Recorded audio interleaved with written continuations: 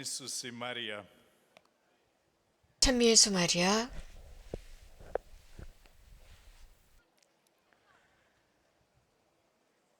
Dignare me laudare te Virgo sacrata, da mihi virtutem contra hostes tuos.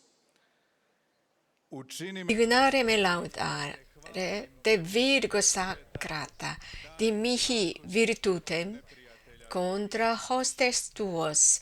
거룩하신 동정녀시여, 제가 당신을 찬미하기 합당한 사람이 되게 하소서.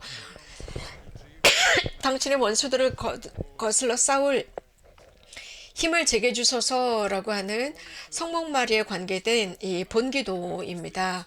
원수들, 이 오래된 기도문의 이 말씀은 수세기 동안 교회 안에서 이어져 왔습니다.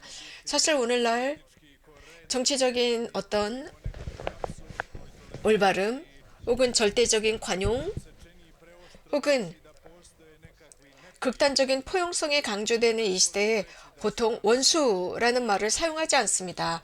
원수라는 말을 쓰기를 거부해요. 단지 그냥 모두가 친구라고 말하지만 그리스도교는 오랜 세기 동안 분명히 원수, 대문자입니다. 대문자 원수가 있다는 것을 알고 있습니다. 곧 동정마리아의 원수, 동정마리아의 원수는 예수님의 원수이고 결국 예수님의 원수는 우리의 원수이기도 합니다. 가장 먼저 그 원수는 사탄입니다. 그리고 그의 졸개인 그의 추종자들인 악령들입니다. 그렇기 때문에 지극히 복되신 동정마리아의 원수이고 우리의 원수이며 하느님의 원수이고 모든 죄와 온갖 유혹을 만들어내는 원수입니다. 그래서 우리는 왜곡되고 거짓된 모든 가르침 역시 우리에게는 원수입니다. 자, 이런 현실이 지금 존재하고 있습니다. 복되신 동정마리아의 원수 사탄이 있다는 것입니다. 그래서 우리는 기도를 통해서 우리들 주변에 성벽을 치지 않으면 안 됩니다. 우리가 이러한 사탄과 악령들을 대적할 힘을 청하는 기도, 우리가 지금 영적 전쟁 한가운데 있음을 우리는 알고 있어야 합니다. 이러한 영적 전쟁은 에덴 동산에서부터 시작되었습니다. 곧 사탄이 사람을 유혹하는 그 순간부터였습니다. 이렇게 악령은 사람을 멸망으로 끌어들이려 그때부터 애써왔습니다. 이 영적인 전쟁은 선택된 백성의 역사 전체에 드러나고 있습니다. 그리고 그 절정은 갈바리 언덕에서 이루어졌습니다. 하지만 주님께서는 십자가 위에서 이미 승리를 이루셨고 그 승리는 우리가 자유롭게 받아들여야 합니다. 갈바리아 산에서였죠. 그분은 부활하셨습니다. 그래서 결국 그분의 승리였습니다. 우리는 이런 영적인 전쟁, 지금도 계속되는 영적인 전쟁에 참여하고 있습니다. 우리 각자가 자유롭게 결정해야 합니다. 이러한 승리를, 예수님의 승리를 받아들일 것이냐 여부입니다. 아고스티노 성인은 이런 말씀을 하셨습니다. 즉, 두 개의 도성이 있다. 하느님의 도성과 즉 하느님의 왕국을 의미합니다. 그리고 지상의 왕국이 있다. 지상의 도성. 곧 이것은 사탄의 것이고 사람을 끊임없이 유혹하는 것입니다. 그래서 이 지상의 쾌락에 머물면서 이 지상의 도성을 짓도록 유혹하는 것입니다. 그래서 우리들의 과제는 이러한 영적인 투쟁 속에서 하느님 편에 서려고 노력해야 합니다. 그래서 하느님의 도성에 살 수 있도록 해야 합니다. 이것은 우리들의 결정에 따라 달려 있습니다. 오랜 세기 동안 이러한 영적인 투쟁이 이어져 왔다고요. 이러한 영적인 투쟁 속에서 성모님은 항상 주인공이 되셨습니다. 그렇기 때문에 다양한 호칭을 통해서 성모님을 공경하는 것입니다. 우리가 성모 호칭 기도를 봉헌할 때 우리 성모님의 정말 다양한 호칭이 있다는 것을 알 수 있습니다. 특별히 이 많은 호칭 가운데 우리는 성모님을 페데리사 아르카라고 합니다. 곧 계약의 괴라고 합니다. 페데리사 아르카, 계약의 괴. 바로 이런 호칭은 영적인 전쟁 속에서 성모님의 역할을 이해하는데 큰 도움이 됩니다. 당연히 우리는 이 계약의 포데리사 하르카라는 이 이미지를 정말 잘 이해하지 않으면 안 됩니다. 구약에서 계약의 괴는 무엇일까? 자, 이스라엘 백성들이 이집트로부터 해방되어 나왔을 때 하느님께서는 그들을 약속의 땅으로 데리고 가시는데 그들은 광야를 지나지 않으면 안 되었습니다. 그러면서 거기에서 아주 분명히 디테일하게 어떻게 해야 하는지, 그 성지, 당신의 계약의 궤가 어디에 있어야 하는지를 아주 정확하게 기술하고 묘사하셨습니다. 그 천막이었습니다. 그 천막은 가장 먼저 거룩한 곳이어야 했습니다. 그 천막 안에는 계약의 궤가 있습니다. 그 계약의 궤는 나무로 만들어진 거였고 그것은 썩지 않는 것이어야 했고 그래서 황금칠을 했어야 했고 겉으로는 황금칠을 했고 그 안에는 십계명의 돌판이 들어있는 것이었습니다. 시나이 산에서 받은 십계명의 돌판이었죠. I Aron 그래서 주님께서 그들을 만나와 빵으로 그들을 taj kovčeg su 먹이셨고 사제인 아론의 지팡이로 그들을 이끄셨습니다. 이러한 계약의 궤는 주님께서 말씀하신 그대로 만들어졌습니다. 이 계약의 궤는 백성을 이끌었습니다. 광야를 지나가게 했고 약속의 땅으로 이끌어갔습니다. 우리는 자주 사실 이 계약의 궤라는 부분에 관해서 매우 제한적인 지식을 가지고 있습니다. 이 계약의 궤는 약속의 땅까지 갑니다. 그리고 여러 다양한 장소에 그 계약의 궤가 머물렀습니다. 그래서 다윗 시대에 odlučio je 다윗은 주님의 교회가 어찌 내게 올 수 있는가 라면서 자신의 부족함을 고백합니다. 그래서 그 계약의 궤가 예루살렘에 도달했을 때 그것은 야훼께서 말씀하신 그대로가 아니라 그 계약의 궤를 만지게 됩니다. 그러면서 만진 사람은 죽게 되죠. 이것은 다윗이 굉장히 공포스러워합니다. 그러면서 그 계약의 궤를 이스라엘이 아니라 다른 곳에 그냥 그곳에 머물게 했습니다. 어떤 가정집에 머물게 했던 겁니다. 공포에 질렸기 때문이죠. 그러다 그 거룩한 계약의 궤가 있었던 그 집이 축복받기 시작하니까 이 계약의 궤를 이스라엘로 옮기게 됩니다. 그리고 예루살렘에 이 계약의 궤가 왔을 때 그들은 즐겁게 춤을 추고 찬미하고 찬양했다고 했습니다. 그리고 솔로몬 왕 시대가 되죠. kaže 그러면서 slava Gospodnja, ona 다른 권력가들, 왕들, 그들이 계약의 궤, 그 현존, 그 천막, kovčegu se gubi. 계약의 궤가 있는 곳. Kasnija predaja kaže da je prorok Jeremija 그런데 이 계약의 궤를 sakrio kovčeg. 제대로 보살피지 못합니다. 그러다가 예언자 예레미야가 이 계약의 궤를 감추어 놓습니다. Pojavi da će se otkriti gdje 그러다 다시 하나님의 그 영광이 도래했을 때 그 계약의 궤가 어디 있는지 찾아내게 됩니다. 예레미야는 정말 아무도 모르는 그곳에 숨겨놓게 됩니다. 그렇다면 이제 예수님의 시대로 가볼까요? 예수님의 시대 때 사람들은 메시아를 기다렸습니다. 하지만 또 한 부분으로는 언제 이 계약의 궤가 도래할 것이냐, 오게 될 것이냐, 찾게 될 것이냐였습니다. stvarnost 이러한 모든 것, 이러한 기다림, 이러한 고대, 이러한 현실은 계약의 궤와 메시아를 기다리는 거였고 Gospu 이것은 복음에서 이렇게 묘사하고 있습니다. 곧 성모님을 새로운 계약의 궤라고 표현하고 있습니다. izlaska se kaže 출애굽에서 ke zasjenio kovčeg 주님의 영광은 구름이 감싸고 있었다. 하나님의 영광의 구름이 그 계약의 궤를 감싸고 있었다. išao i zasjenio. U grčkom 마리아, 동정 마리아는 성령의 그늘 안에 덮여 있었습니다.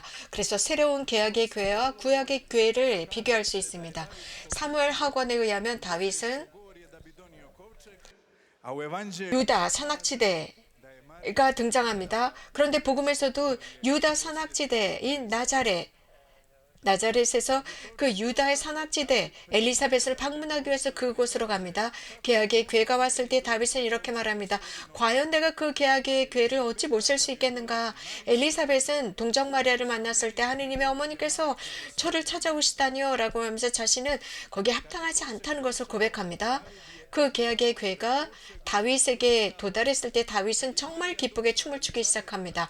그리고 굉장히 기쁘게 춤을 추죠. 성모님께서 엘리사벳을 찾아갔을 때 그 뱃속에서 세례자 요한이 뛰어놀았습니다. 계약의 궤는 이렇게 그 유다 산악지대에 있었고 마리아는 그 산악지대에서 엘리사벳과 함께 3개월을 머물렀습니다. tamo se opisuje 그리고 묵시록에는 이런 말씀이 있습니다. 즉 천상의 때를 언급하면서 계약의 궤를 언급하면서 즉시 nastavlja žena zaodjenuta sunce mjesec joj pod nogama. 태양을 입은 여인에 관해서 묘사하고 있습니다. 그리고 달을 밟은 여인, 그 뜻은 바로 계약의 궤는 바로 이 여인이다라고 표현하는 것과 같습니다. 성서에서는 그 어디에서도 이 여인이 마리아라고는 표현하지 않아요. 하지만 교회나 혹은 여러 다양한 교부들은 바로 이 여인이야말로 복되신 동정 마리아라고 인정하고 있습니다.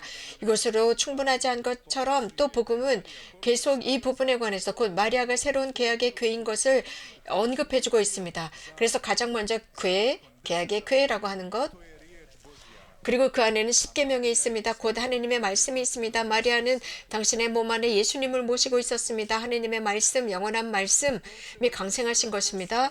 또 이 궤 안에는 만나가 있었습니다. 광야에 있었을 때 하늘로부터 내려온 빵이었습니다. 성모님께서는 살아있는 빵, 하늘로부터 내려온 그 빵을 몸에 잉태하고 계셨습니다. 계약의 궤에는 사제인 아론의 지팡이가 있었습니다. 성모님께서는 당신의 몸 안에 예수 그리스도 영원하신 대사제를 모시고 있었습니다. 그리고 그 계약의 궤는 나무로 만들어졌다고 했습니다. 썩지 않는 나무로 만들어졌다고 했습니다. 동정 마리아야말로 하늘로 승천하셨다. 그분의 몸이 썩지 않은 채로 하늘로 오르셨다라고 교회는 가르치고 있습니다. 계약의 궤 전체는 황금으로 칠해졌다고 했습니다. 황금이라는 그 심볼은 거룩함을 표현합니다. 복되신 동정 마리아는 언제나 영원히 죄 없으신, 죄에 물들지 않으신, 지극히 거룩하신, 티 없으신 동정 마리아라고 표현합니다. 계약의 궤. 이스라엘 사람은 이렇게 광야로 나와서 약속의 땅 어느 곳인가 이것을 모셨습니다. 그리고 그 백성이 도달했을 때 모셨습니다. 동정 마리아는 영혼과 육신 온전히 하늘로 승천하셨습니다. 이것은 우리로 하여금 우리가 가야 할 길이 어디인지를 보여주고 있습니다. 우리들의 약속의 땅이라는 것, 동정 마리아를 따라가면서 우리는 약속의 땅으로 들어갈 수 있다는 것입니다. 이런 모든 것은 우리로 하여금 카톨릭 교리서에서 이렇게 정의하고 있습니다. 마리아는 주님을 잉태하셨고 그래서 새로운 계약의 교회가 되셨으며 바로 그 계약의 궤 안에 하느님의 영광이 사셨고 하느님의 천막이 사람들 사이에 머물렀다라고 표현하고 있습니다. 자, 여기에서 우리가 분명히 알 수 있는 것은 동정 마리아야말로 새로운 계약의 궤라는 것입니다. 계약의 궤라고 하는 것은 어떤 거룩한 분, 신성이 현존하시는 장소로 끝나지 않고 그분의 현존을 의미하고 있습니다. 승리를 의미합니다. 이스라엘 백성들은 전쟁을 할 때 이 계약의 궤를 지고 나갔을 때 항상 이겼습니다. 계약의 궤가 없을 때는 전쟁에서 지곤 했습니다. 그래서 우리는 이렇게 결론을 낼 수 있겠죠. 성모님을 모시고 사는 사람들, 새로운 계약의 궤를 모시고 사는 사람들이야말로 분명히 승리한다는 의미입니다. 이미 말씀드린 대로 올해는 프란치스코 성인의 해입니다. 그분의 선종 800주년을 기념하고 있습니다. 아시시 성 프란치스코의 거룩한 선종입니다. 우리 프란치스코 회원들에게 있어서는 그분이야말로 펀스, 곧 샘입니다. 원천입니다. 우리들의 성소와 우리들의 삶의 스타일에 필요한 새롭고 맑은 물을 길어 올릴 수 있는 것이 바로 펀트, 성 프란치스코입니다. 성 프란치스코는 이러한 영적인 전쟁을 어떻게 싸워야 하는지를 모범으로 보여주셨습니다. 여러분들은 이미 성 프란치스코에 대해 어느 정도 알고 계실 거예요. 그래서 하지만 이 기간 더 많은 것을 듣게 될 겁니다. 그분의 생애에서 특별히 흥미로운 한 가지 일화를 말씀드릴게요. 이 성인께서는 1200년경에 태어나셨죠. 그 당시 중세 당시에는 기사도가 사회적으로 굉장히 중요했습니다. 그러니까 아시시의 프란치스코 성인은 기사가 되려고 했습니다. 기사들은 군주의 명령을 받들고 말을 타고 싸우는 사람들이었습니다. 그래서 이런 큰 궁전에 살고 이 궁전에 가게 되면 그 궁전의 벽화에 보면은 정말 놀라운 이 기사들이 가지고 있었던 놀라운 무기들을 아시시의 프란치스코는 보았습니다. 그때 한 음성이 들렸습니다. 이것이 내 것이다. 기사가 되려는 내 것이다. 그러니까 이 프란치스코는 자기가 정말 기사가 되어야 한다고 생각했습니다. 그리고 얼마 지나지 않아서 아시시의 돈이 많은 사람을 따라서 뿔리아까지 갑니다. 그리고 실제로 기사가 되려고 했습니다. 하지만 사실 뿔리아까지 가지 못했습니다. 그저 스폴레토까지밖에 가지 못했습니다. 거기에서 병에 걸리게 되죠. 열병에 걸립니다. 그리고 거기에서 병상에 누워있을 때 또 그 음성이 들립니다. 꿈속에서 그 음성이 들립니다. 프란치스코에 무엇을 하고 있느냐, 어디로 가고 있느냐. 그러자 이 프란치스코는 당신이 저에게 기사가 되라고 하지 않았습니까? 그러자 그 음성은 내가 언제 너에게 기사가 되라고 했느냐? 너는 주인이 되는 것보다 종이 되는 게 낫느냐? 주인이 되는 게 낫냐? 주인이 되는 게 낫습니다. 기사라고 하죠. 그러니까 I na te 너는 즉시 주인이 되는 것이 훨씬 더 낫다. 즉, 내 종이 되면서 너희는 첫째가 될 수 있다. 그러면서 주님, 제가 무엇을 해야 합니까? 라고 묻습니다. 그러니까 그리스도의 기사가 되어야 한다라는 말을 듣게 됩니다. 그러면서 다시 아시시로 돌아가게 됩니다. 또 다른 환시를 겪게 되죠. 즉, 기사가 되려고 하는 꿈을 접어야 했습니다. 이 기사가 된다라는 그 꿈을 다른 방식으로 실현하고자 했습니다. 즉, 중세 기사가 된다는 것, 이것이야말로 중세 때 정말 중요한 거였고, 남자들에게는 정말 자부심을 갖고 자신의 가문의 명아가 되는 것이었습니다. 말을 타고 싸우는 모습이었죠. 당시의 교회도 이런 식으로 쇄신되고 이런 식으로 바뀌어가는 모습을 보여주고 있었습니다. 즉, 한 기사가 지녀야 할 덕목에 관해서 언급하곤 했습니다. 즉, 그리스도 기사가 되는 것입니다. 명예로운 삶, 하나님께 대한 충실함, 정의, 용기, 절제와 고행, 약한 이들을 돌보는 마음, 교회를 보호하는 역할, 이것이 바로 그리스도의 기사입니다. 이 기사는 정말 당시에 중요했습니다. 그래서 교회를 위해서 싸우는 기사, 자신이 주인이면서도 주인을 섬기는 기사입니다. 이게 더 높은 기사도라고 할 수 있습니다. 그래서 이 가발리에레, 곧 기사라고 하는 사람은 그리스도의 기사라고 불리기 시작했습니다. 마리아의 기사라고도 불렸습니다. 제가 어떤 책을 읽었었는데요. 즉, 시토스토의 창립자이신 성 로베르토, 그분은 수도 생활을 가리켜서 더 높은 기사도라는 표현을 썼습니다. 그래서 자신도 사실 기사가 되어야 한다고 생각을 했었죠.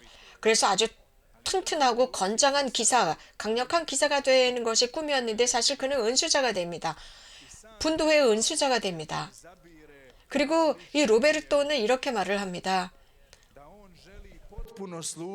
가장 훌륭한 최고의 기사가 되겠다. 곧 예수 그리스도를 따르는 것이 가장 최고의 기사다라고 언급하게 됩니다.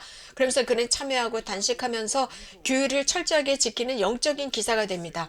이러한 수도 전통 안에서 성모님을 노미나 노스트라, 곧 우리의 여주인, 곧 너트라담이라고 부릅니다. 우리의 여주인이라는 뜻이에요. 혹은 Our Lady, 마돈나, 성모님으로 부르게 되었습니다. 그래서 이러한 그 성모님의 호칭 마리아는 수도자가 기사처럼 충성을 바치면서 섬기는 여주인이 바로 노미네 노스트라, 노트라담, Our Lady, 마돈나, 성모님이라는 뜻입니다. 그렇다면 프란치스코의 그 영적인 기자도는 무엇이었을까요? 아시시의 프란치스코는 자신이 꿈꾸었던 바로 그 더 높은 기사, 그 주님께 온전히 자신을 바치는 수도 생활, 성문께 완전히 봉헌된 삶으로 부르는 초대라고 생각했습니다. 그래서 이 프란치스코의 삶을 조금 이렇게 들여다보게 되면 정말 용감하게 이런 영적인 투쟁에 참여합니다. 온 인생을 통해서 주님을 따라갔던 사람이었습니다. 예수님을 끊임없이 열정적으로 죽을 때까지 사랑했습니다. 자신의 주인으로 섬기면서 끊임없이 기도하고 절대적인 청빈 속에서 살아가고 교회에 순명하면서 살아갔습니다. 이 프란치스코의 삶은 온전한 그리스도를 위한 기사로 살았습니다. 그래서 몇몇 전계의 작가들은 이런 아시시의 프란치스코를 그리스도의 군사라고 표현합니다. 그리스도의 기사라고 표현하죠.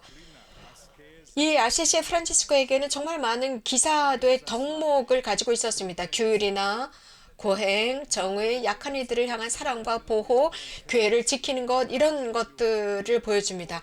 프란치스코 시대의 교회는 정말 많은 여러 가지 혼란이나 위기를 겪고 있었어요. 그때는 특별히 도덕적인 위기나 성직자들 사이에 일치하지 못하는 이런 시대였습니다. 그러나 프란치스코는 하나의 운동을 일으키죠. 곧 그리스도의 왕국을 다시 회복시키는 쇄신운동이었습니다. 그래서 교회의 영역 안에서 복음의 정신을 새롭게 하는 것이었습니다. 그리고 이러한 이 운동은 많은 형제들이 프란치스코와 함께 모여서 이런 교회 쇄신 운동에 참여하게 됩니다. 그러면서 프란치스코의 이런 형제들 곧 수도자들은 회개를 선포했고 교회를 쇄신시키면서 다시 교회를 일으키고자 했습니다. 특히 아시시 프란치스코는 성모님에 대한 사랑이 대단했습니다. 이런 모든 것들을 했지만 프란치스코는 온 삶을 다해서 복되신 동정 마리아를 열렬히 사랑했습니다. 이것이 프란치스코가 가진 아주 특별한 두드러진 기사도의 특징이라고 할 수 있습니다. 프란치스코는 동정 마리아를 자신의 여주인으로 모셨습니다. 지극히 거룩하신 동정 마리아를 온 힘을 다해서 사랑하고 공경하고 찬미한 것이죠. 그의 전기 작가는 이렇게 말을 하고 있습니다. 그는 우리에게 형제이신 지극히 높으신 주님을 주셨기 때문에 예수님의 어머니께 형언할 수 없는 사랑을 바쳤다. 그는 인간의 말로는 표현할 수 없을 만큼 성모님께 특별한 감사와 찬미를 드리고 간청을 드리고 자신의 사랑과 감정을 바쳤다라고 첼라노는 언급하고 있습니다. 이렇게 프란치스코는 언제나 모든 일에서 성모님의 기사처럼 살았어요. 자신의 성모님의 명예를 섬기고 지켜드렸습니다. 완벽한 성모님의 기사로 살았던 거죠. 그래서 성모님의 기사라는 의미는 프란치스코가 영적인 전쟁 안에서 싸우는 성모님의 첫 번째 기사로 살았다는 것을 의미합니다. 그는 언제나 지극히 복되신 동정 마리아의 편에 서려고 노력했던 사람입니다. 그렇기 때문에 프란치스코는 승리할 수가 있었습니다. 그가 드린 기도, 복되신 동정녀께 드린 인사라는 기도가 있는데요. 프란치스코는 가장 먼저 성모님을 노미나라고 표현했습니다. 곧 여주인이라는 뜻이에요. 여주인님이라는 뜻이죠. 이어서 성모님을 이렇게 표현했어요. 그분의 궁전이시고 그분의 장막이고 그분의 집이고 그분의 오신 분이다. 이러한 모든 표현은 하나님의 현존이 머무는 장소, 곧 새로운 계약의 교회의 모습을 떠올리게 합니다. 프란치스코는 성모님께서 계약의 교회이심을 분명히 알고 있었어요. 그래서 이런 영적인 전쟁 속에서 승리하기 위해서는 반드시 새로운 계약의 교회를 자신 안에 모시지 않으면 안 된다는 것을 프란치스코가 너무나 잘 알고 있었죠. 프란치스코의 삶 속에서 계약의 교회이신 마리아는 어떤 역할을 했을까? 성모님의 이 특별한 현주는 프란치스코의 삶 전체 안에 있었습니다. 프란치스코는 이 천사들의 모후 성당 그 포르치움컬러에서의 복음 말씀을 듣고 모든 것을 버리고 예수님을 따라서 살았다고 우리는 알고 있습니다. 그곳에서 형제들을 받아들였고 그 장소를 중심으로 형제가 시작이 됩니다. 또 성모님의 보호 아래 형제들이 입을 수도복의 형태를 거기서 선택해요. 그리고 그곳에서 이제 나중에 성녀가 된 글라라를 받아들여서 작은 형제들의 운동에 참여하고 글라라 관상수도회가 만들어집니다. 그곳에서 형제들을 모아서 총회를 처음으로 열었고 성모님의 보호 아래 수도회를 맡깁니다. 그리고 그 미래를 성모님께 맡기면서 결정을 하죠. 그곳에서 최초의 그 선교사들을 온 세상 사방으로 파견했습니다. 또 라베르나 산에서 그리스도의 오상을 받을 때도 천사들의 성모성당, 즉 포르치움콜라 가까이 계신 성모님의 보호 아래 있었던 것이죠. 마지막으로 첫 제속 프란치스코 회원인 야코바, 로마 사람이었죠. 야코바 자매를 마지막으로 맞이했고 성모님의 품 안에서 마지막으로 선종한 곳도 포르치움콜라 천사들의 모후 대성당이었습니다. 이런 식으로 프란치스코는 이스라엘 백성처럼 광야를 지나 약속의 땅으로 나간 것처럼 이 지상의 광야를 걸어갔습니다. 그리고 새로운 계약의 괴이신 성모 마리아의 인도를 받아서 약속의 땅, 곧 하늘의 예루살렘, 하느님의 도성, 그리스도 왕께서 다스리는 영원한 나라에 들어갈 수 있었던 것입니다. 그리고 프란치스코 성인은 선종하기 전에 형제들에게 남긴 권고가 있습니다. 돌아가시기 전에 성모님을 수도의 보호자 혹은 변호자로 세웠습니다. 그래서 자신이 떠나야 할, 즉 자신이 죽게 되면 그 모든 아들들 곧 이 회원들을 떠나야 되잖아요. 모두 성모님의 그 날개 아래 맡겼습니다. 성모님께서 끝까지 그들을 따뜻하게 보호해 주시라 기도했습니다. 특별히 형제들에게 천사들의 모후 성당구 포르치움콜라를 항상 지키고 그곳에서 쫓겨나지 않도록 참 조심하라고 잘 보호 살피라고 당부하기도 했습니다. 이런 말은 단순히 한 장소를 지키라는 의미는 아니었습니다. 프란치스코는 형제들을 성모님께 맡겼죠. 성모님과 함께 기사처럼 그리스도의 왕국을 위해서 싸우라고 격려한 것입니다. 그러니까 이 프란치스칸들 그 형제들은 거기에 응답했습니다. 프란치스코의 권고, 그 마지막 권고에 온순하게 응답했고 성모님의 편에서 싸웠습니다. 원죄 없으신 성모님을 수호하고 승치 않으신 성모님을 공경하고 성지에서 복음을 전하고 선교사들로 파견되었고 순교의 증거를 바쳤습니다. 그들은 성모님에 대한 신심을 새로운 계약의 궤처럼 마음에 모셨고 그 궤를 지니고 앞으로 나가면서 승리할 수 있었던 것이죠. 16세기 새로운 세계가 열렸을 때 라틴 아메리카 지역입니다. 멕시코에 가서 복음이 전해지기 시작합니다. 초기 선교사들의 노력은 큰 열매를 맺지 못했어요. 그러다 1531년 테페악 언덕에서 과달루페 성모님의 사건이 일어났죠. 성모님께서는 후안 디에고에 나타나셨고 티일마에 당신의 모습을 새기셨습니다. 그 이후 수많은 사람들이 세례를 받기 시작했죠. Novi svijet, kad je otkrivena Amerika u 16. 그 아메리카죠. 1531년 저희 아시시의 프란치스코 작은 형제 회원들이 첫 번째 선교사들로 그곳에 갔습니다. 굉장히 사실 아시시 이탈리아 아시시에서 아메리카 지역으로까지 간다는 것은 몇 개월이 걸려야 하는 아주 긴 여행이었습니다. propovijedanje baš nije bilo učinkovito. Nije bio veliki broj novih 그런데 멕시코에서 아무리 전교 활동을 해도 사람들이 회개하지를 않았습니다. 그러다가 그리고 많은 사람이 세례를 받지도 않았습니다. 그러다 1531년에 과달루페에서 이런 사건이 일어나죠. 테페약. da se blažena djevica Marija. 복되신 동정 마리아가 발현해요. 후안 디에고에게 나타나셨죠. I znamo ostavila mu dar. 그리고 그 망토에 당신의 모습을 새겨줍니다. 우리가 너무나도 잘 아는 유명한 굳이 과달루페의 발현사를 말씀드리지 않아도 여러분들 잘 아실 겁니다. 그 이후에 수많은 사람들이 세례를 받기 시작했어요. 아무리 프란치스칸 선교사들이 설교를 해도 그 사람들은 세례를 받지 않았었거든요. 이 성모님의 영향이 이렇게 컸습니다. 마리아께서는 새로운 계약의 궤, 곧 그리스도의 왕국을 위해 승리를 가져오는 분으로 다시 한번 드러나게 되었습니다. 그래서 프란치스코의 작은 형제의 회원들은 정말 성모님과 함께 있을 때 오히려 성모님께서 앞장서 나가신다는 것을 다시 한번 느끼게 되었던 것입니다. 그때부터 멕시코 땅에서 카톨릭 신앙을 살아 움직이면서 정말로 많은 열매를 맺기 시작했고요. 이런 열매 맺기는 멈추지 않았습니다. 즉 지상의 도성이 멈추지 않았다는 것이죠. 이 지상의 도성은 언제나 그리스도의 왕국을 약화시키려는 시도를 하게 됩니다. 지상의 도성은 그것은 곧 악의 도성입니다. 20세기 초 멕시코에서는 자유주의 혁명이 일어납니다. 그래서 세속주의가 확산되고 교회를 반대하는 여러 가지 굉장히 많은 움직임이 확산되기 시작해요.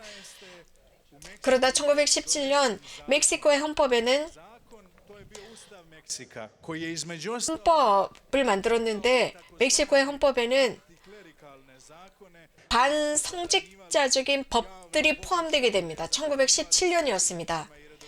사실은 처음에 이 법들을 그러면서 사제들, 은수자들이 공식적인 자리에서 수도복을 입지 못하도록 막는 것이었습니다. 하지만 이것은 이 법이 제정되었을 때 처음부터는 이것을 금지하지 않았습니다. 하지만 한 대통령이 등장하는데 대통령 칼레스라고 하는 사람이 교회에 대한 제재 정책을 정말 강력하게 실행하기 시작해요. 그러면서 특히 처음에는 물론 평화롭게 시작을 합니다. 이런 일이 있었을 때 그리스도교인들은 평화적인 시위를 하고 침묵 시위를 하고 kod vlade je bivao sve veći. 그랬지만 공적인 자리에서 수도복을 입는 것, 성직자의 활동을 제한하는 것은 더 강력했습니다. 그러나 멕시코 국민 대부분은 카톨릭 신앙을 지키고 있었거든요. 그래서 소위 말하는 불매운동, 시위, 청원 이런 것들로 저항을 했지만 결국 1926년 8월 1일 모든 평화적인 방법이 실패하자 그곳에 있는 그리스도인들, 곧 주교들은 공적인 종교 예식을 중단하기로 결정을 합니다. 이렇게 되니까 상황은 더욱 악화되었어요. 이런 영향은 사실은 지금까지도 있습니다. 결국 일부 신자들은 이런 성직자들을 지키기 위해서 무기를 들게 되었어요. 그러면서 크리스티아다, 곧 크리스테로 전쟁, 곧 크리스테로 워라는 것을 시작합니다. 이게 멕시코의 전쟁입니다. 여기에 참여하는 사람들은 농민, 노동자, 시골의 사제들, 여성들, 젊은이들, 어린이들이 참여했습니다. 그들의 외침은 하나였어요. Kad bi ih zarobili, redovito su od njih tražili 이 운동은 정말 컸습니다. 이렇게 하면서 정말 많은 사람들이 체포당했고 그리스도를 부정하라고 했습니다. 그러나 그들은 항상 비바 크리스토 즉 그리스도 왕 만세라고 소리치기 시작했습니다. 그들은 이런 평화적인 행진이나 이런 무기를 들었을 때 과다루페 성모님의 깃발을 들고 행진했습니다. 이 전쟁은 너무나도 참혹했어요. 연방 정부군이 사제들과 신자들을 죽이기 시작했습니다. 많은 이들에게 그리스도를 부인하면 목숨을 살려주겠다고 했지만 멕시코의 그리스도인들은 끝까지 외쳤습니다. 비바 그리스도레, 그리스도 왕 만세, 과달루파 성모님 만세라고 했습니다.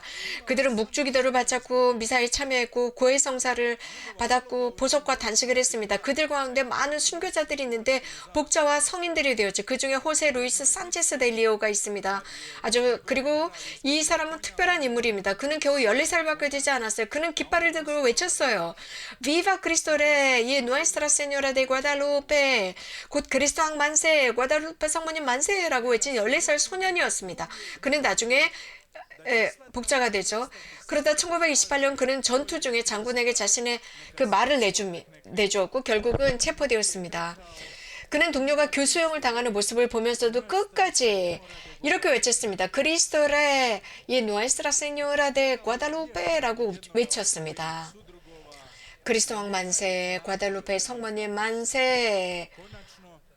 여러분들 상상해 보세요. 그렇게 잔인하게 군인들이 이 그리스도교 신자들을 죽이고 있음에도 불구하고 14살 먹은 이 소녀는 Cijelim tim putem on je uvijek uzvikivao živio Krist kralj. 순교당했습니다. 그는 발바닥에서부터 몸의 가죽이 벗겨지는 아주 참혹한 이런 그 일을 당했지만 그러면서 그를 질질 끌고 다니면서 시내를 돌아다녔습니다. 군인들이.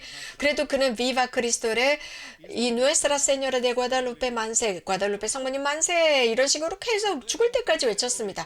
그러다 결국 그를 살려주겠다고 군인들이 말했지만 그래도 그는 그리스도 왕 만세, 과달루페 성모님 만세. 결국 그는 칼에 여기저기 찔리고 총살당했습니다. 이 14살 먹은 소년이 어머니에게 남긴 편지는 형제들에게 전해졌죠. 우리 프란치스칸들에게 전해졌습니다. 그들은 사실 거룩한 기사들이었습니다. 그리스자들의 노력, 그들의 순교와 강한 신앙은 멕시코 국민 안에서 신앙을 지켜주었습니다. 지금도 멕시코 사람들은 정말 열렬한 신앙인들입니다. 그들은 자신들의 삶 안에서 그리스도 왕과 그분의 어머니 마리아를 증언했습니다. 비록 그들의 많은 죽음은 인간적으로 볼 때 패배인 것처럼 보여요. 하지만 그들의 희생 덕분에 오늘날 멕시코는 공개적으로 이제야 거룩한 미사를 봉헌할 수 있게 되었어요. 과다루페 성모님의 틀마, 곧 망토를 볼 수 있고 또 우리의 이런 지상여정, 영적 싸움에서 도움을 청할 수 있는 거룩한 기사들을 갖게 되었습니다. 성모 기사들이죠. 우리는 영적인 전쟁이 오늘날에도 계속되고 있음을 알고 있고 여러분도 알아야 합니다. 오늘날 대문자 악마는 그리스도의 왕국을 무너뜨리려고 하죠. 오늘날 지상의 도성, 곧 악마의 도성은 하느님의 도성을 파괴하려고 합니다. 더 나아가서 오늘날 살아가는 우리에게는 마치 영적인 전쟁이 그 어느 때보다도 정말 난폭해졌어요. 우리가 패배하고 있는 것처럼 보여요. 예를 들어서 프란치스코 수도회를 보면 형제들의 수는 점점 줄어들고 있고 열정 또한 예전과 같지 않아요. 수세기 동안 평화와 선을 선포해온 우리 수도회가 오히려 평화를 가져오는 일이 힘을 잃는 것처럼 느껴질 때도 있어요. 그러나 단지 우리 수도회만의 문제가 아닙니다. 지상에서 순례한 교회 전체가 약해지고 생명을 잃어가는 것처럼 보입니다. 그렇다면 가톨릭 신자들의 평균적인 모습을 보면요. 가장 큰 병은 미적지근함, 평범함에 머무는 것입니다. 고해성사도 제대로 받지 않습니다. 가톨릭 신자들이 미사에 참여하지 않아요. 가톨릭 교우들이 성체 안에 계신 예수님의 실제 현존을 믿지 않습니다. 가톨릭 교우들이 세상 사람들과 똑같이 살아가요. 세상의 유행을 따르면서 흥청망청 살아갑니다. 다른 사람들과 마찬가지로 단정하지 못한 옷차림을 하고 육체의 즐거움을 쫓아가고 있습니다. 그래서 혼인과 생명 윤리에 관한 교회의 가르침을 소홀히 하고 이런 모든 것들을 부정합니다. 그래서 많은 가톨릭 교우들이 실제 삶에서는 실제로 하느님을 믿지 않는 실제적인 무신론자들처럼 살아가고 있습니다. 그러면서 세상과 닮아버렸습니다. 그래서 저 먼 곳의 문제가 아니라 바로 이것들이 우리 자신들의 문제라는 것을 우리는 인식해야 합니다. 저는 저 사람들의 이야기가 아닙니다. 이것은 바로 우리 여기 있는 사람들, 나의 이야기고 여러분들의 이야기입니다. 저 역시 제 삶 안에서 세상의 하느님의 도성보다 세상의 도성이 더 자주 승리하고 있음을 보고 있습니다. 육체가 원하는 것을 절제해야 할 때 제 안에 미적지근함을 봅니다. 저의 나약함을 봅니다. 예수님과 성모님을 제가 공개적으로 증언해야 할 때 제 안에 너무나 나약함을 봅니다. 보세요. 휴대전화를 손에 들고 몇 시간을 보내는 것은 너무나 쉽지 않아요? 그런데 묵주를 들고 몇 분 기도하는 것이 얼마나 어려운지 우리가 잘 알고 있습니다. 그리고 또 제 안에 보이는 게 있습니다. 식탁에 둘러앉아서 의미 없는 수다를 떠는 게 너무나 쉬워요. 재밌습니다. 몇 시간 동안 이렇게 앉아 있습니다. 그런데 우리가 장엄한 기도 안에서 하느님의 영광을 드리고 노래로 찬미하고 거룩한 미사와 성대에 봉헌하는 이런 어떤 형제적인 친교를 이루는 것이 얼마나 어려운지 압니다. 저는 다른 사람을 판단하는데도 너무나 쉽게 판단하면서도 제 자신은 변화시키지 못하는 모습을 봅니다. 다른 이들의 미지근한 모습, 그들의 죄를 말하고 제가 비판을 해요. 그런데 정작 저는 한 걸음도 나가지 못하고 변화되지 않아요. Revan, 제가 지금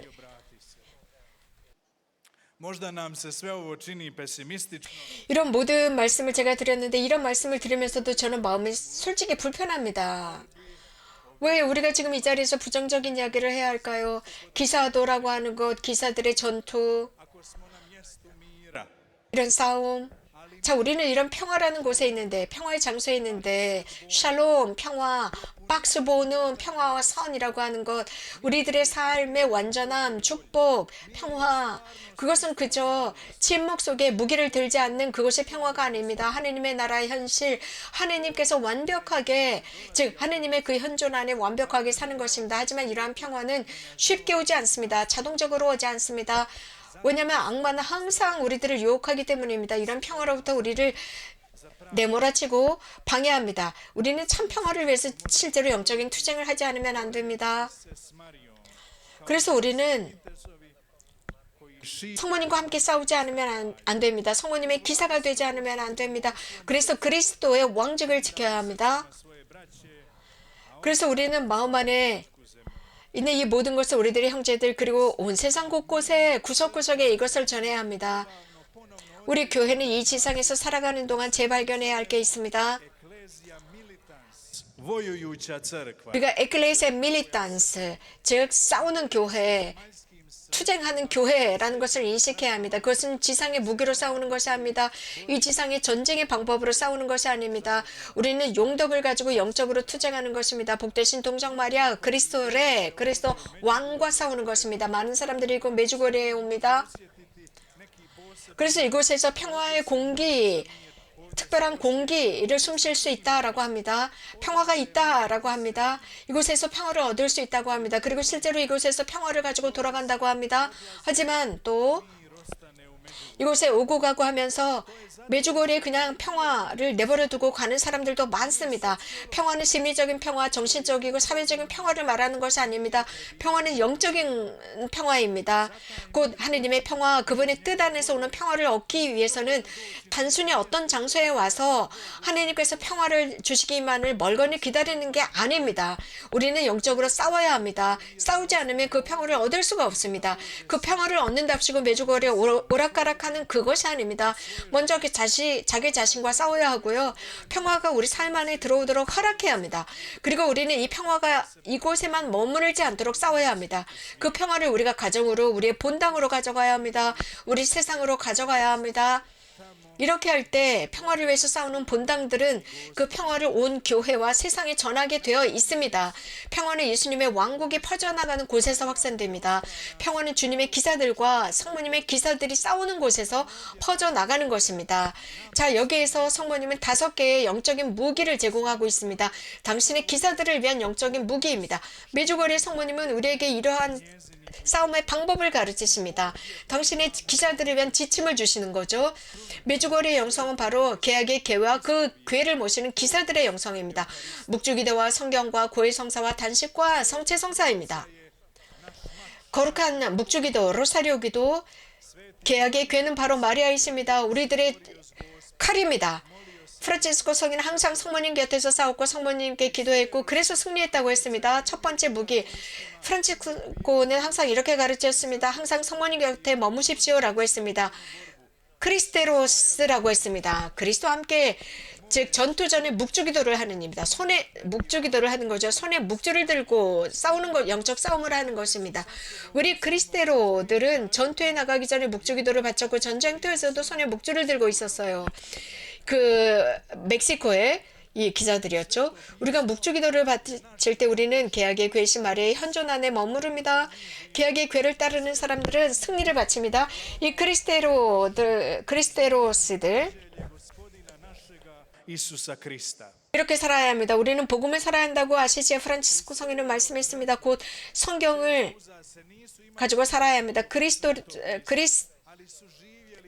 그리스테로스는 그들은 사실 인쇄된 성경, 복음이 없었습니다. 그들은 성경을 자신들의 몸에 새기고 살았습니다. 그들은 미사를 몸에 새기고 살았습니다. 성경은 우리 기사도의 규범입니다. 프란치스코께서는 복음 자체를 살아가라고 했죠. 복음에 따라 생활하는 것입니다.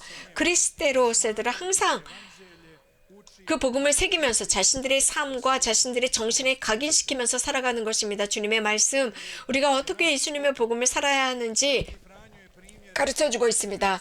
성경 묵상은 우리가 어떻게 주님의 기사, 성모님의 기사가 되어야 하는지 가르쳐주죠. 고해성사 구약의 속죄일에는 사제가 하나님께 용서를 청하는 기도를 바쳤었죠. 고해성사는 다름 아닌 우리들의 갑옷이 되는 것입니다. 프란치스코는 정말 자주 고해성사를 받았습니다. 그리고 형제들에게도 이렇게 권고했습니다. 그리고 항상 영적인 투쟁을 하기 전에 고해성사를 받았습니다. 어떤 기사들은 이렇게 전쟁을 나가서 하다가 즉 어떤 사제들은요 고의 비밀을 지키기 위해서 생명을 바쳐야 하는 경우도 있었습니다. 그리스도인들은 전투에 나가기 전에 항상 고해성사를 받았고 사제들은 고해성사의 비밀을 끝까지 지켰습니다. 죄는 우리를 벌거벗게 만들어요. 우리는 상황은총이라는 보호를 잃게 됩니다. 죄를 지었을 때요. 은총 없이 싸우는 사람은요. 혼자 싸우는 거예요. 그래서 승리할 가능성은 절대 없습니다. 우리는 상처받기 너무나도 쉬운 존재예요. 그래서 우리는 자주 고해성사를 받고 은총지휘 안에 머물러야 합니다. 우리 안에 은총이 더욱 자라나도록 해야 합니다. 자주 고해성사를 받는 기사는 갑옷을 입는 것과 같아요. 그래서 특별히 대죄가 우리에게 닿지 못하도록 막아줍니다. 갑옷을 입은 언제나 영적 투쟁을 위해 준비된 상태입니다. 프란치스코는 자주 단식을 했습니다. 속죄일에는 구약에서 속죄일에 사제가 기도하고 백성은 단식했죠. 우리의 단식은 방패가 돼요. 프란치스코는 정말 많은 단식을 했어요. 특히 사순식일에는 엄격한 단식을 했는데 40일 단식을 했습니다. 그리스테로스는 금요일마다 단식하고 특별한 보석을 했습니다. 단식과 모든 보석을 통해 우리의 신앙 즉 우리 세상의 재물과 즐거움으로부터 자신을 돌이키고 육체가 원하는 것을 절제합니다. 그리고 이를 통해서 죄와 싸울 힘을 키우는 거죠. 참된 기사의 규칙으로 단식했습니다. 성체성사는 새로운 즉 구약의 계약의 궤 안에 있던 만나가 담긴 항아리 곧 성체성사의 표징입니다. 성체성사는 우리에게 힘을 주는 영적 투쟁의 양식입니다. 프란치스코는 성체를 깊이 사랑했어요. 멀리 성당이 보이면 깊은 존경을 표현했고 바닥에 떨어진 성체 조각이라도 소홀히 하지 않았습니다. 부당한 곳에 놓인 성체 조각을 조심스럽게 모셨어요. 그리스테로스들은 미사를 위해 싸웠던 사람들이에요. 그들은 미사를 봉헌했고 미사를 위해 죽었던 사람들이 바로 이 멕시코의 그리스테로스들이었습니다. 성체는 전투를 위한 양식이 되고 영원한 생명의 보증입니다. 성체는 우리를 예수님의 십자가 희생에 참여시키죠. 십자가에서 예수님께서는 우리를 위해서 최종적인 승리를 거두십니다. 장엄하고 합당하게 미사를 봉헌하고 거룩한 성체를 영하고 우리는 승리합니다. 마리아의 편, 하느님의 편에 완전히 서게 되죠. 이렇게 새로운 계약의 궤신 성모님께서 우리를 가르치십니다. 우리의 여주인 성모님께서는 우리를 영적 투쟁에 참여할 수 있도록 준비시키죠. 이렇게 평화의 모후께서는 우리가 어떻게 평화의 기사, 그리스도의 왕의 기사가 되는지 성모님의 기사가 되는지 가르쳐 주십니다. 이 가치가 되돌아야 한다고 저는 확신합니다. 이것은 무기입니다. 성모님께서 우리들에게 주시는 것입니다. 이것이 바로 모든 교회의 쇄신의 열쇠라고 생각합니다. 쇄신이라고 한다면 가장 먼저 우리 모든 프란치스칸의 쇄신이고 또 일반적으로 모든 영적인 삶, 교회의 영적인 삶의 쇄신입니다. 프란치스코가 그랬듯이 은수자, 온전한 기사, potaknuti da promisle 살았습니다. 사랑하는 젊은이 여러분, 여러분들도 또한 여러분들의 신앙적인 삶에서 이러한 기사도를 적용하십시오. života stvorili nepotrebne 저는 그런 책을 읽었습니다. 현대의 수도 생활은 쓸데없는 신비 생활을 하고 있다라는 글을 읽었습니다. 수도자들은 어떤 특별하고 굉장히 스페셜한 영적인 경험을 해야 되고 어떤 영적인 음성을 들어야 되고 특별한 어떤 길을 가야 한다라고 생각합니다. 그래서 정말 많은 사람들은 거기에 응답을 하지만 우리는 자주 나약해지고 넘어지기도 하고 너무나도 나약하고 그러면서 그 삶에 익숙해져 버리기도 하고 그래서 많은 사람들이 이런 영적인 수도 생활을 선택하지 않는 경우가 많습니다. 하지만 성모님께서는 우리들에게 이렇게 가르치시고 계십니다. 강해져라. 그리고 무기를 손에 들려줍니다. 그 무기로 결정해라. 그리스도를 위해서, 그리스도 왕을 위해서 싸워라. 그리고 mnoge poziva. 우리들이 완벽하게 열려서 우리들이 자유롭게 최종적인 결심을 하라고 하십니다. 우리 그분께 응답하러 갑시다. 그분의 부르심에 응답합시다. 그저 그냥 미적지근한 상태가 아니라 참된 I našega gospodina. 성모님의 기사로서 그리스도 왕 우리들의 주님의 기사로서 응답하러 가도록 합시다.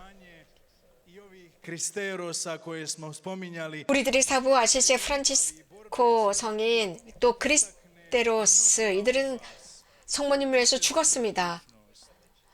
이런 최종적인 기사로서의 최종적인 결심을 위해서 성모님을 포옹하고 앞으로 나가십시오.